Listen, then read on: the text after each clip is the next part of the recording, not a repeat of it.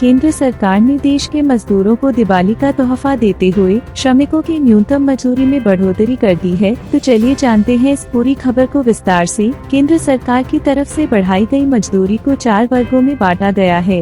Unskilled, skilled, semi skilled और highly skilled वर्गों के हिसाब से मजदूरों की मजदूरी की राशि पहले से ही फिक्स है, जिसमें केंद्र सरकार ने बढ़ोतरी की है। तो चलिए बिना देर किए हुए जानते हैं कि इस वर्ग के मजदूरों की मजदूरी कितनी बढ़ाई गई है।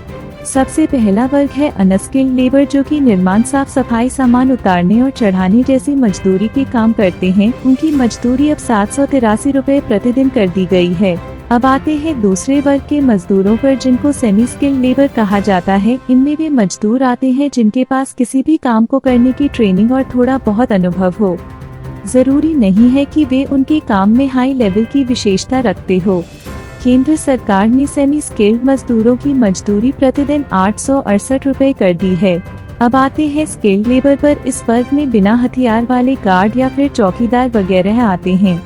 स्किल्ड लेबर की मजदूरी अब 954 रुपए रोजाना कर दी गई है। और अंत में हाईली स्किल्ड मजदूरों की बढ़ी हुई मजदूरी भी जान लेते हैं। हाईली स्किल्ड मजदूर वे लोग होते हैं जिनके पास प्रशिक्षण और ज्ञान होता है।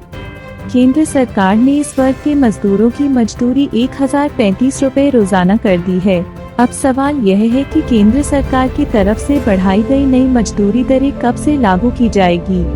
बता दें कि न्यूनतम मजदूरी की दरों में इजाफा किए जाने के ऐलान के साथ ही यह भी बता दिया गया था कि नई बड़ी दरें 1 अक्टूबर 2024 से प्रभावित हो जाएंगे।